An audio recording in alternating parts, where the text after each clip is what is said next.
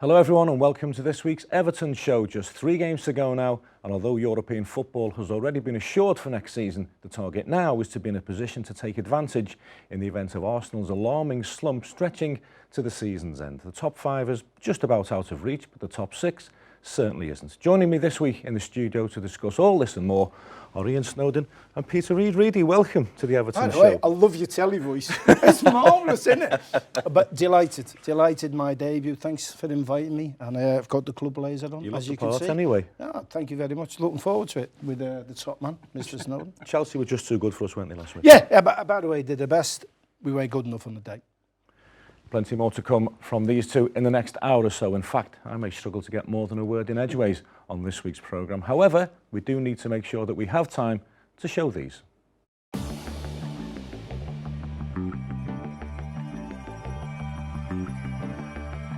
Like you say, I don't think I'd expected it to move as fast as it has done, and the teams that I've played against and things like that, and to be where I am now. But I'm very grateful for that, and I'm learning every day in training and in the games with experience and stuff like that. So I can't ask so much more at this point, really. He's met so many lovely people. He's worked really hard, and this is just amazing what Everton have done for him. In the dressing room after the game, it was on the big screen, and all the lads were around the screen watching it, just hoping it went in for me. And when it did, they all give a big cheer and give a lot of stick to Rom, yeah, so. Remember that final whistle going. The Evertonians behind the goal were absolutely going berserk, and we were all dancing about the bit of an invasion, so yeah, great feeling. Stay tuned for that interview with Sharpie and Snods, by the way, and I'm sure that Peter Reid will have plenty to say about our last title win as well. We'll save that for later, but first of all, last Sunday's game. I was supposed to be there, wasn't You were supposed to be there. I got held up, didn't I? So I do apologise. Held up in Doha. That's right. Charles, I don't think we'll get a word in edgeways. To be fair, if you're going to miss an around the table, to be held up in Doha with Andy Gray Snods, it ain't a bad excuse. Yeah, it's not bad, but I knew when I got there and somebody said, oh, Reid is away, he's not going, I thought, me and Sharpie will fly the flag. Don't worry, Reid. Yeah, thank you. As usual, he looked after me.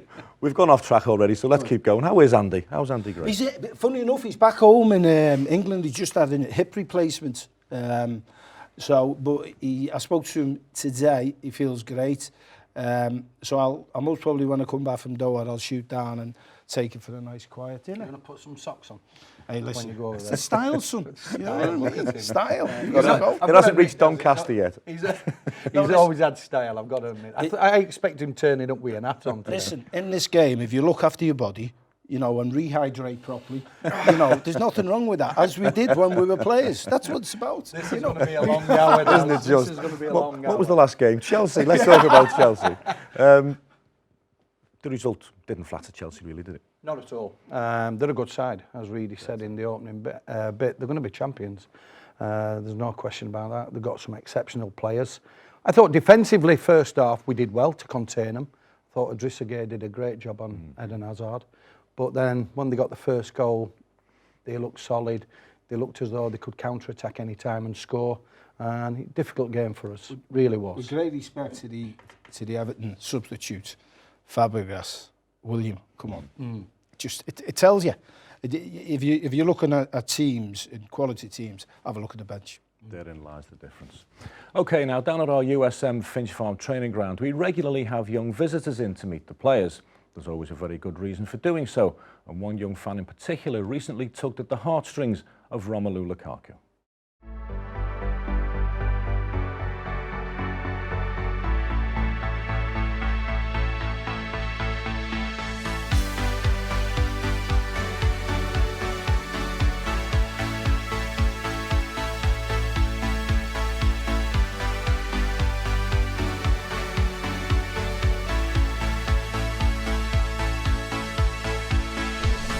And then we're going to go on and pitch the game.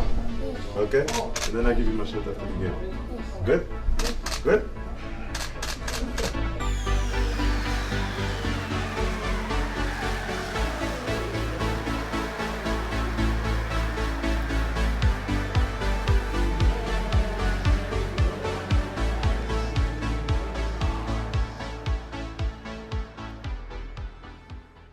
Peter, we have a piece of film similar to that almost every week on the Everton show. The club get that very right, don't they?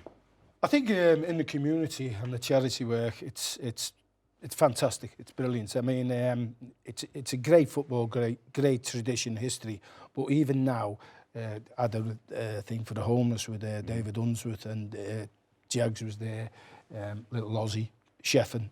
I can't believe it didn't win, but it was just a brilliant evening, and the supporters were there, and the amount they give to charity, that homeless charity, fantastic. But that's the club in general, tops. Reid surely deserved to win the Ultimate Chef, Snods, after the shift he put in that night. We were there. I'm not just saying it, but I did vote him. I thought his sweet was fantastic. I give you top votes. But he did well considering, didn't he? Do you know what he I had tried to do? A few little glasses of wine. You know, Keith Floyd's always been a big hero, man. So I thought I'd just get in the spirit of things, and did. I think I had a bit too much, to be perfect. You'd have drunk Keith under the table that night. It would have been a good test. What about our favourite line from the night when the head chef came out and said to Peter, "Can you pop in the kitchen, please?" And Reid went, "What for?" No, it would have, honestly, it was one of the best events I've been to. That I thought it was fantastic. Ozzy and Unzi and Reid, all chefing, everybody enjoyed it. Dad's not just saying it. I thought he compared it well as well. Brilliant night, and I did. We just do things right at Everton. Better voice than that television. Telly voice. Oh, hello. How are we? Welcome. Right, well, there was an off-the-field boost earlier this week for Everton when young striker Dominic Calvert-Lewin put pen to paper on a new 5-year contract. Having made his Premier League debut this season and scored his first Everton goal, the forward is delighted with how life is going at Goodison Park. It's been a bit quicker than expected, my leap into the first team, and obviously I've played a few games now. But yeah, I came in for the under-23s and really enjoying it with the first team now. You look at the season in isolation and it really has been one of continued progress for you. Definitely. Like you say, I don't think I'd expected it to move as fast as it has done, and the teams that I've played against and things like that, and to be where I am now. But I'm very grateful for that, and I'm working hard every day and trying to improve, and I'm learning every day in training and in the games with experience and stuff like that. So I can't ask so much more at this point, really. Are you delighted with how you took your chance? I think so, yeah. I'm used to playing more down the middle as a number 9, but I've been playing more out wide lately, and it's just all experience really in the Premier League, and it's something I'll take and put under my belt and hopefully carry on to use. You'll always remember years from now in your career scoring your first Premier League goal, won't you? Definitely. I think it's a moment that'll stick with me for the rest of my career and beyond. I don't think anyone will forget scoring the first professional goal, but first Premier League goal, most importantly, and yeah, it'll stick with me for a long time. Is it a weight off your shoulders in many respects, getting up and running for a new club? Definitely. I think from breaking into the first team, I think you look to get your first appearance, then your first start, your first goal and things like that, and I've got all of them under my belt now, so I just have to look to kick on and try and keep on improving and learning from my experiences. Snods, Dominic's been given his opportunity this season and he's grasped it. He has. He's a nice kid as well, pleasant lad. Unzi saw him at Sheffield United when Unzi were working there, watched his progress and then signed him for Everton. He's playing out wide, Daz, at the minute. He's a centre forward. We all know that. I've seen him play in the 23s as a centre forward. And I'm sure he'll end up playing centre forward as well for Everton Football Club. Signed a 5-year deal, so he's got a lot of time to prove himself. I never knew that. Yeah, he's a centre forward. Fair dues, yeah. lad, did it? You learn something new every day. He's decent in the air. He runs the channels well when he plays up front as a striker. He's not a wide player, so we yet to see the best of him, and I'm sure we're going to do. It says a lot for his character, though. The gaffer's asked him to play wide, and he's put a shift in. Yeah, well, I like that. I mean, you know, when you talk about Everton and progressing, I mean, it's got to be in the transfer market, but I'm a great believer in getting young players and giving them a chance, you know, and certainly when I've seen the kid, Dominic, play, he's done brilliant. And when Ian says he's out of position, well, that's more strings to his bow. That's real quality, that. And the gaffer's not afraid to give young kids an opportunity. I think you've got to stick. Listen, I know the modern game's a bit different to certain things, but I'll tell you what, he come to Everton, he was 22 when we did, and I know it's all our yesterdays, but it's a fact, that team that won the title, they were all in the early 20s. So all this baloney that they come out with, they're always a young lad, 23, and he's 23, I'm not having it. You know, get out there and play. All our yesterdays, plenty more all our yesterdays to come as well, and somehow that brings us nicely to the end of part 1. After this short break, we'll be back with coverage of our annual Supporters Club end of season awards, and of course we'll have plenty more from Snods and Reid.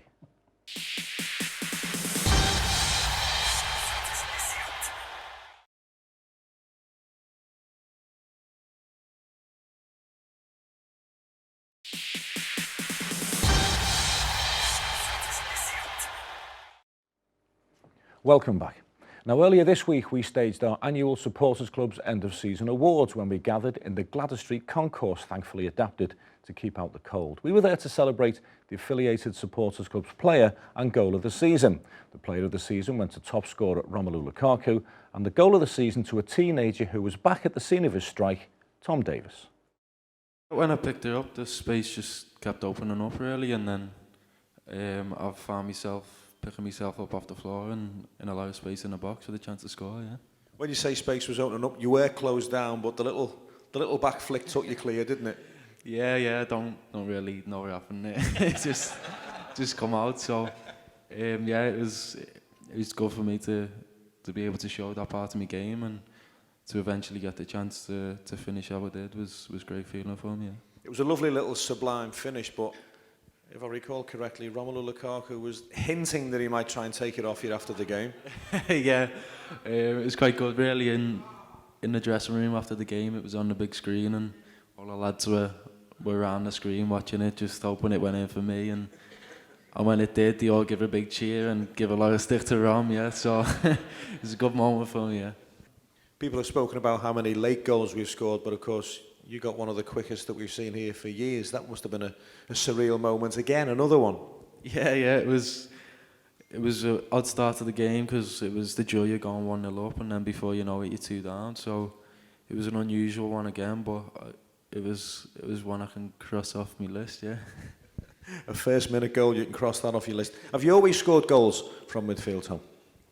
I've been in and out really. I remember a few seasons I did get a few, but others I've been really dry. So luckily I've got 2 this year, and something I do want to add into my game, and I feel like playing in the position I do with a more advanced role with players behind me, I think I can definitely add that. Yeah.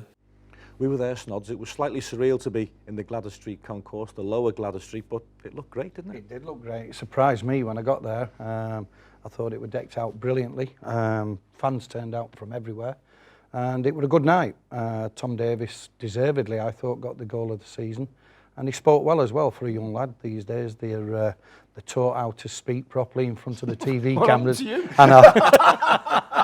He always has to say something, doesn't he? I'm trying to put a posh voice on here, really. Yeah, Tom, great lad, speaks well. Good-looking kid as well, dresses well. We all do. Looks a decent player. Yeah, he's a good player. What's your take on Tom, Peter? I think he's come in, think he's done great. You know, and he's, 19? Fantastic. And he doesn't look like a price. I think I was at the last game of the season, Watford, when Unzi and Joe were looking after him. Norwich, was it? Yeah, Norwich. I've good memory, haven't I? Anyhow, I was that game. I thought he was fantastic, and he's forced his way into the side. And I think with Schneiderlin in there and Barkley, Gaya, it's a good little midfield unit. Pete, for a young kid, he's got energy, but he accepts the ball. Yeah, he does. Anywhere on the pitch, know what I mean? And for a young lad, that's I'll tell you what, I was at a game recently, and he started poorly. He was bouncing off him, and I'm thinking, oof. And I tell you what, he kept on having it, and he ended up one of the best players on the park. And I can't remember the game, but he was different class in the end. The senior players trust him, don't they? They give him the ball. Well, because he can play. You know, that's the ultimate thing. When you're in the park, they've got belief in him. They've got belief in him, and he's got belief in himself. So I tell you what, he's here for a good stint this time. It looks like he's got a goal in him. Yeah, he does. He's got the energy to get into the box. He's got energy to get back. He's a kind of what they call box-to-box player. He'll have either Gareth Barry or Morgan Schneiderlin just sitting in there in front of the back four. It gives him a licence to get forward. Lovely lad with a big future, Tom Davies. Well, another award on that night was the Supporters Club's Member of the Year. It went to a guy called Stefan Noel. When it comes to watching the Blues, he's got an incredible tale of dedication. He's been a season ticket holder for 11 years, and he drives from his home to watch pretty much every game home and away. Oh, and by the way, he lives in Belgium. The passion began on the 84 when Everton won the FA Cup. I saw the game on the TV in Belgium. I don't have a team in England, but I love the English football. And when I saw the game and I see the blue shirt, I say, oh, I don't have a friend I know speaking about Everton before. And I say, why not? I start to follow Everton at this moment. And after my first game, it is in '85 in Rotterdam. My father found a ticket for me, and after this game, all my life changed because I'm definitely a blue. To come from Belgium to Goodison Park every week, what commitment's that, by the way?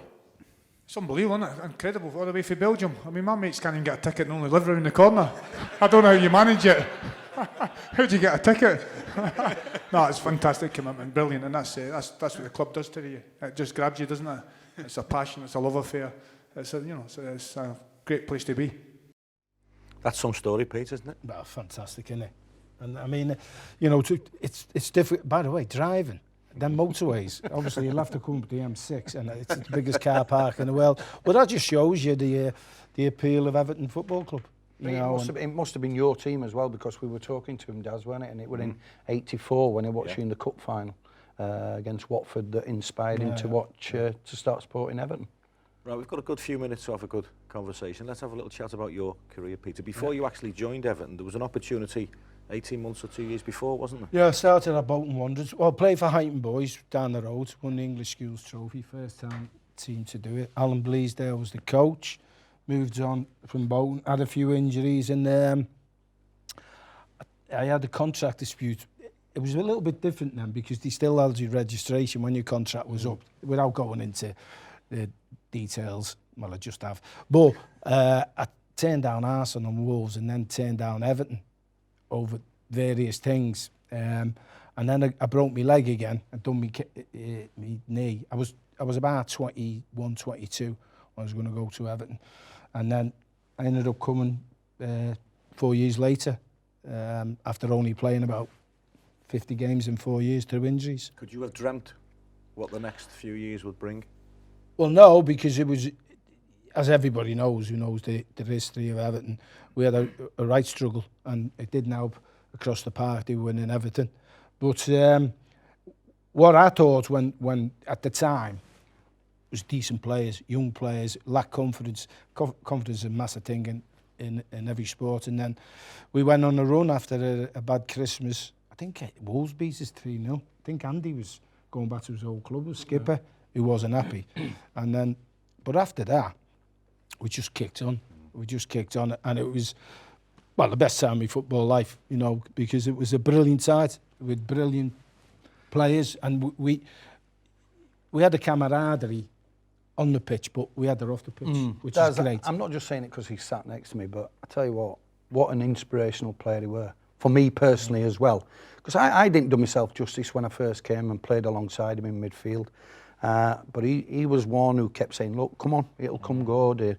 And he was behind me every step of the way. When I'm feeling a bit low, when I weren't playing well, when I didn't feel part of it, he would have warned him and Sharpie just patted me on the back saying, come on, it'll come good. And eventually it did. But I'm not just saying it because he's here. He was one inspiration to me in that Everton team. I think teams have that, don't they? I mean, me and Andy were quite vociferous.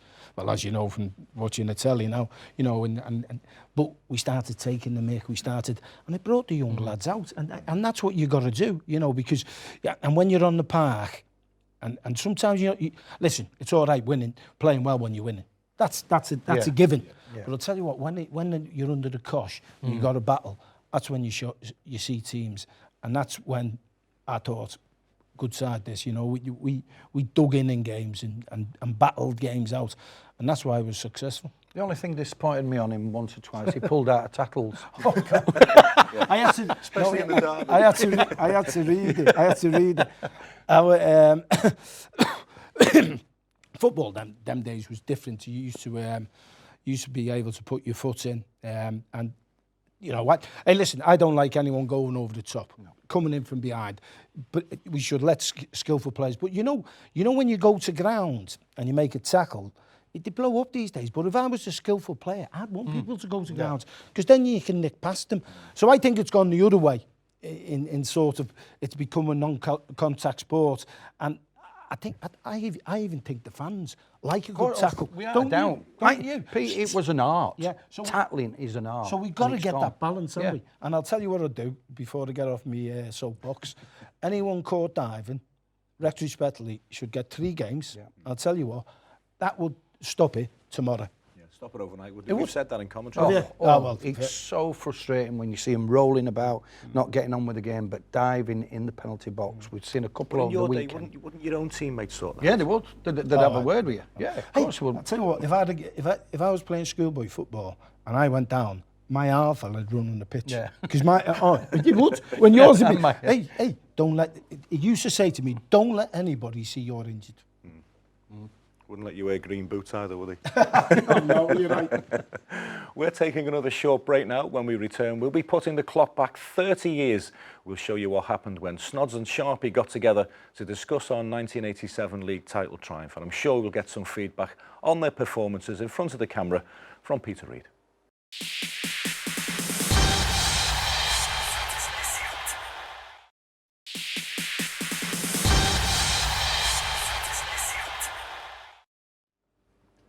Welcome to part 3. Now, almost exactly 30 years ago, Everton made the long journey to Carrow Road, hoping to secure the point against Norwich City that would seal a second title triumph in just 3 years. It was May the 4th, 1987. It took an age to get there, and it was the unlikely source of Pat van den Houw who grabbed the only goal to spark wild celebrations. Well, we invited Snods and Graham Sharp to meet at USM Finch Farm to have a look back at it all. I knew when I was walking into that dressing room that this were a team that were always going to push for honours. They were a quality team. You're talking Kevin Ratcliffe, Trevor Stephen, Gary Stephen, Kevin Sheedy, Peter Reid. Wow, they're just endless. The names are go down in folklore for Evertonians. And as Sharp said, 85, they were colossal as a team. I remember watching the Cup Winners' Cup final at home in Doncaster and thinking, wow, what a team these are. Dominated the game, and 2 years later I'm joining them and I'm picking up a championship medal with them. Can't remember much about the journey on the way home. Can't remember a lot about the game, to be honest, down in Norwich. All I remember is that there were thousands of Evertonians. They were everywhere. I would suggest there was between 6,000 and 7,000 there. Easy. And it was incredible to run out there and to score so early on. Pat van den Houw smashed it in the roof of the net. And I've looked on certain pictures when Pat scored, and I'm the first one like jumping on his back kind of thing with all the lads behind us. That was the furthest forward you'd ever been. It was, you never got that far forward. It were brilliant, as he said, for Pat to score it as well. And it was a long time then from that minute to the end of the game. Norwich had a few chances, but yeah, just remember that final whistle going. The Evertonians behind the goal were absolutely going berserk, and we were all dancing about the bit of an invasion. So yeah, great feeling. I remember the trip then.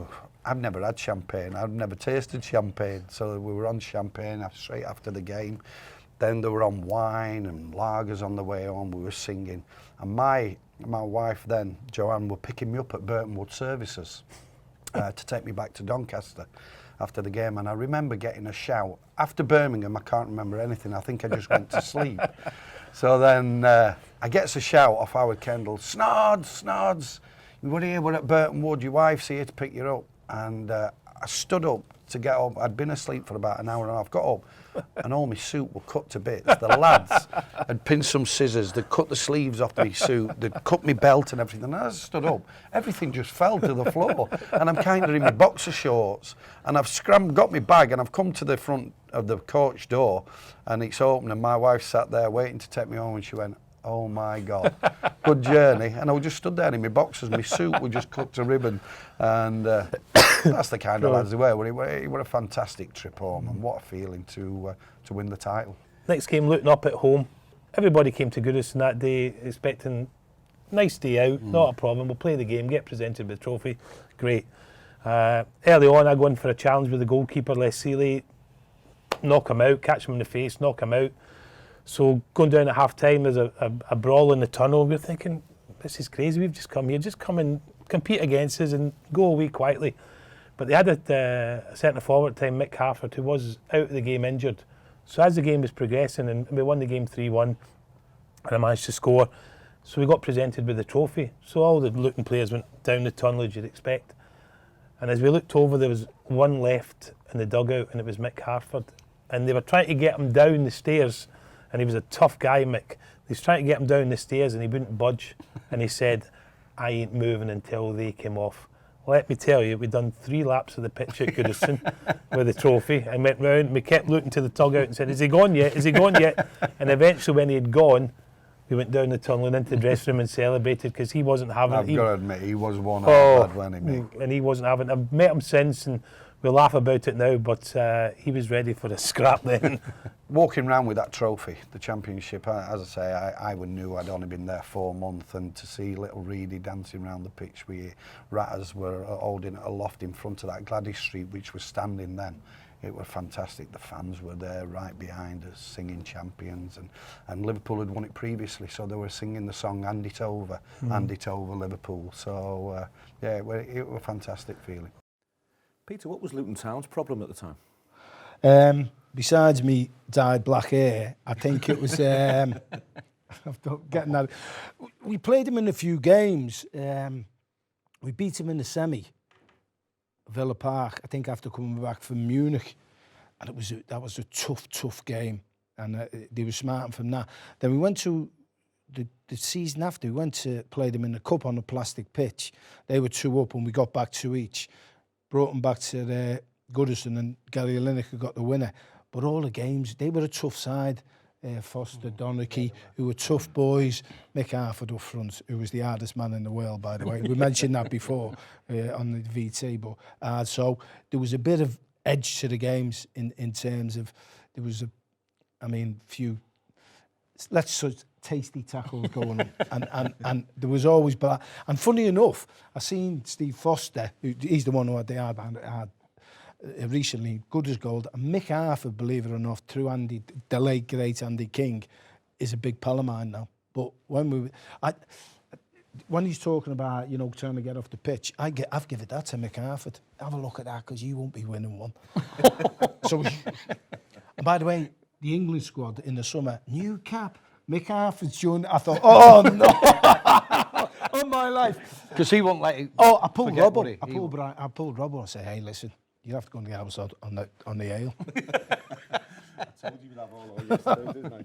Right, well, Snods was a little bit of a late arrival to that title party in '87, only joining the club in the January. His was the most sought-after signature in the country at the time, and it may have only been a little over 4 months until the season's end, but they were certainly an eventful 4 months. When I had my opportunity to sign for Everton, I looked at both teams and I thought, wow, Everton are as good as Liverpool. They were dominant in everything in the league, the FA Cups, the Merseyside clubs were winning everything. So whoever I'd have signed for would have been a decent option. But I looked at Everton as a club that, yeah, I liked the players that were there. They've got some fantastic players, as Harpy's just said, from Neville Southall through to Kevin Sheedy. They were all basically international players, and I thought I wouldn't mind being part of that squad. And Howard Kendall convinced me in January to sign for Everton Football Club, and I never looked back. And it's one decision that I've thoroughly enjoyed ever since. A few weeks later as well, your first goal for Everton. Tell us about that. A winner in the FA Cup. Yeah, great feeling. Oh. It was honestly unbelievable goal as well. One of the best goals I've ever seen, to be fair.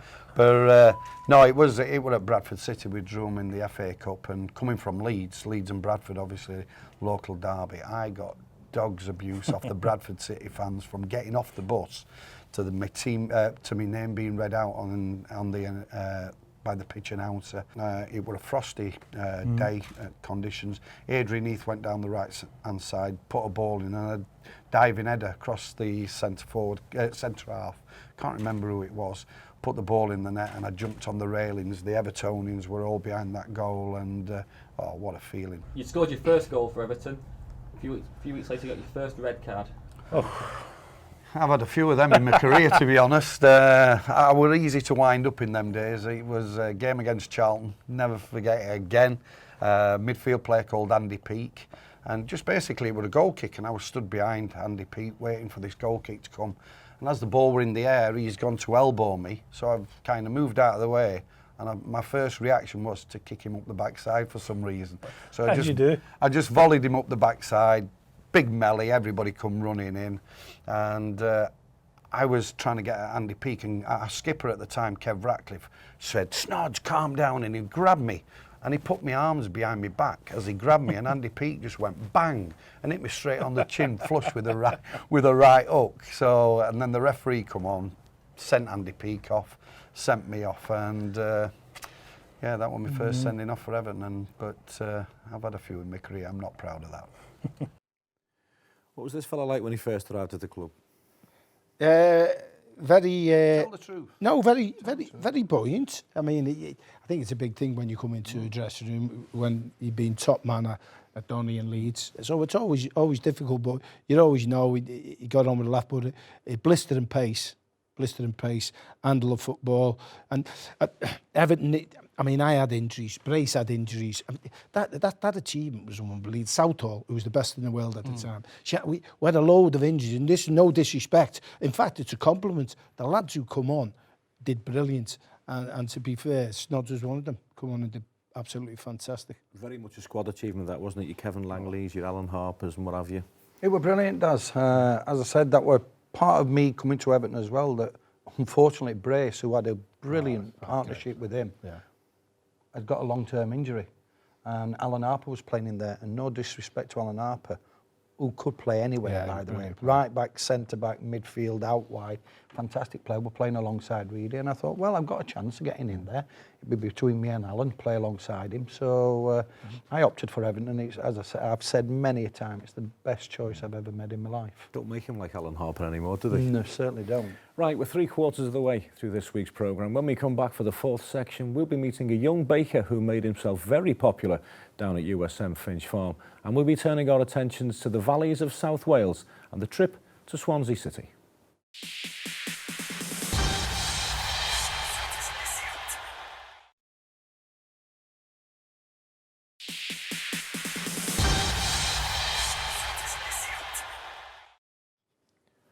Welcome back to the final segment of this week's programme. Now, regular viewers of the Everton show will know all about Home is Where the Heart Is, the Under-23s campaign to help tackle homelessness among young people here on Merseyside.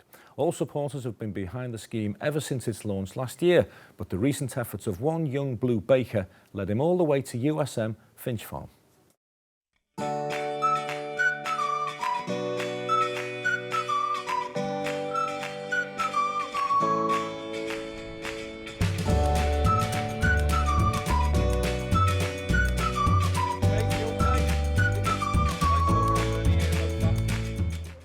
Logan's been baking some cakes for a charity called Home is Where the Heart Is, and as soon as he heard about it, because he just loves everything to do with Everton and he wanted to help, and he came to the mascot day that they had to raise some funds for that charity, and he decided on the way home that he wanted to bake some cakes and would I help him sell them to try and raise some money for the charity. While he's been here today at Finch Farm, it was such a lovely, lovely thing for Everton to do for him. He's just had the best day ever. He's met the backroom, all the backroom staff. He's met the kit guys. He's met a lot of the players. He's met Romelu Lukaku, and which he loved, but not as much as meeting Dominic Calvert-Lewin. Hi, I'm Logan, and I've raised £500 for Home is Where the Heart Is, and I've come to Finch Farm to raise some more.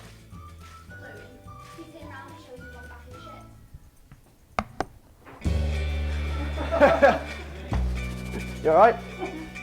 I've heard you've been raising lots of money. I'm excited to try one of these cakes, I think.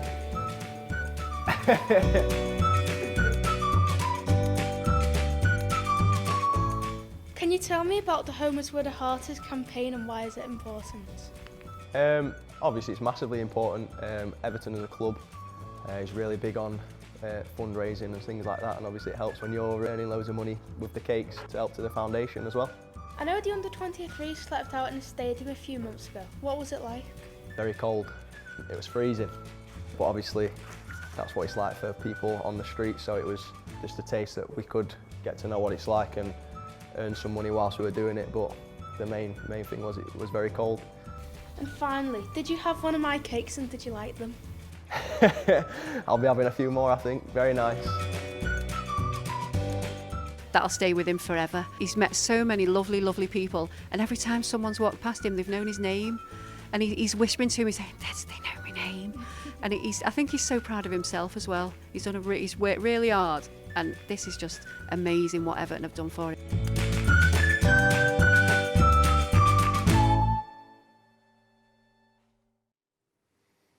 What a lovely moment that was when Dominic Calvert-Lewin crept in. Oh, me and Reid just said what a touching moment that were for him not to know that Dominic were behind him, and he turned round and seen him, and his reaction to give Dominic a hug, fantastic. He's a great lad, raised plenty of money, £500, which is fantastic, but I'm sure he enjoyed his day. What did he try to raise? About 200 grand, is it? Nearly there. Nearly there, Andy. I've used a few times. I've kept outside. Is that when you forgot your key? No, it's brilliant charity, that. And we saw Sheeds handing over a few quid there as well. Aye, that's a first, isn't it? Sheeds paying for money it. on It is round next. From 1987. But that's great, isn't it? Logan's Cakes, brilliant. I was a lovely little BT. Lovely. But the under 23 boys have been fantastic, Snods, haven't they? Brilliant. Again, me and Reid, when he did the chefing down at the Pullman Hotel, Unzi had 5 of them waiting on. Not one of them was embarrassed, respectful, went around, great lads, and whatever Unzi asked them to do, there's no complaints from any one of them. The 2 Eighton lads, Walshy and Williams. Yeah, I give them a team talk. Well, I was Keith Floyd at the time. I wasn't Peter. 2 good lads though, them really as well. Yeah, good. On the pitch as well. Good kids. Yeah. They like a tattle, don't they, little Walshy and Joe? So On and off the pitch, Unzi's been smashing, hasn't he? I've watched the under 23s a couple of times. Southampton at home and at Manchester City, and very impressed the way they play. The way they go about it, but what impressed me on that evening was the way they come in, and the social skills were fantastic. Really, Dave Unsworth's done a terrific job. And we're hoping to see as many people inside Goodison Park as possible on Monday when Everton get the Premier League 2 trophy, and then hopefully celebrate with a win in the mini derby. Really, what'll make it even better? We're playing Liverpool, obviously, and we want them to make the guard of honour for the lads to come out. Oh, how good would that be? He's going to put his flight to Doha back. I know. I tell you what, I've got to get out there early because I was due to go. What's the little midfield player called? Benny Bellingham. He's only about 17, isn't he? He looks a decent player. There's a few of the lads, as I said, they've been very very impressive. All you can do is win your league, and they've been superb. Outstanding, brilliant. Hey, there's nothing wrong with winning trophies, let me tell you. And he plays it the right way, Unzi. You've got to watch some 23 games, and they pass, and you sat there thinking, is anybody going to make a tackle? Is anybody going to make a forward run? He gets them doing everything. Proper football. Great to watch. Be a real night of celebration on Monday at Goodison Park. Get along and watch the boys. OK, let's hear from the boss now. Everton travel to the Liberty Stadium with a 2 wins from 6 games recent record.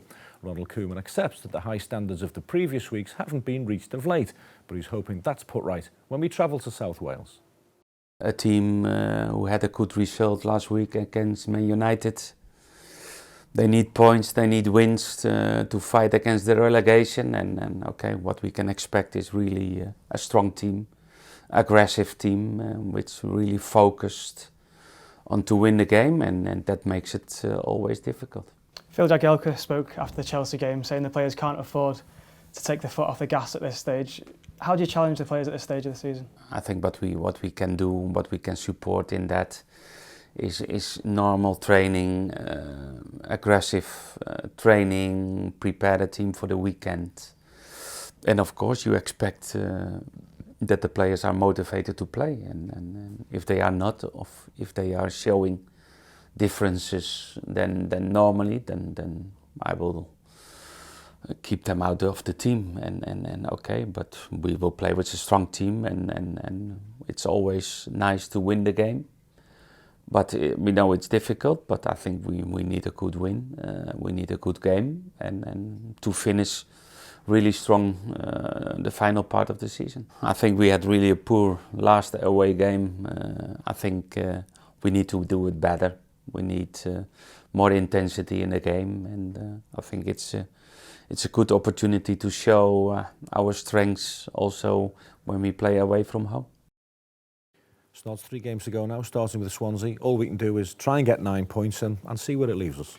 Won't be an easy game down there, fighting desperately against relegation. They've got some good players. Don't be giving any free kicks away. Sigurdsson anywhere around the 18-yard box or a little bit deeper. don't usually miss the target. So yeah, they're fighting for their life. So it's going to be a difficult game. We've got to be on our game. We've got to want it as much as Swansea do, and we've got to go out there from the first minute, work as hard as them, and hopefully get the 3 points. He does like intensity from the first whistle, the boss, Peter, doesn't he? Well, I think that's the way football should be. You know, go in, win the game, and then you can, once you couple up. But I agree with Ian, it's going to be a very difficult game. I thought Swansea played ever so well at Manchester United. A little bit unlucky not to win it, in my opinion. So it's a difficult one. And we've got to make sure that we're not on our holidays. That's what I'd be saying. Yeah, I think one thing with this fella, Pete, with the boss, he will not allow that. He demands that they work hard at every single game. So, as they say in football, when it comes to the end of the season, flip-flops on. He won't allow him to have the flip-flops on. Not a chance. What have you made of Idris Gay this season, Peter? Yeah, it's been... when we bought him, I thought... I couldn't remember him at Villa, to say the truth, you know, so I thought, that's a bit of a surprise, you know, but he's done terrific. I mean, great energy, intercepts, and plays it simple. And he's got a good knowledge of the game, where the ball's going to bounce, you know, when you're in the middle of the park, you need that. And I think he's had a really good season. Can you coach that? Reading where the ball's going to bounce? I really find it hard to coach that. I think it's something in your football brain. I was quite lucky. I had it. I don't know where I got it, whether I got it King George VI playing fields in Eighton, or, you know, I don't know, but it's one of them. You read situations, you read people on it, you read where it's going to go. You don't get it right all the time, but I think it's party makeup. See, what a lot of players don't like doing is playing against, like Peter Reid, Idris Gay, because they don't give you a minute. As soon as the ball's bouncing, as you say, he's there, Idris Gay were there. So I know many lads that I played against said about Reid, you just don't want to play against him. And that's a massive, massive compliment. We do the commentary every home game, yourself and Snods, and almost every game Snods bemoans the fact that it's becoming a non-contact sport. I would agree with him. I mean, listen, this is not all our yesterdays, because I think there's art to tackling, and I think football's a physical contact sport. Long may it continue being a contact sport. It has been all our yesterdays, and it's been absolutely fantastic as well. And that's just about it for this week's programme. Don't forget, as always, the best way to enjoy the game at Swansea City will be to listen to full match audio commentary on evertonfc.com. And of course, you can follow the entire day as it unfolds across all our social media platforms. I've thoroughly enjoyed the company of Ian Snodin and Peter Reid. I'm sure you have as well. We'll be back with another Everton show, same time next week. We'll see you then.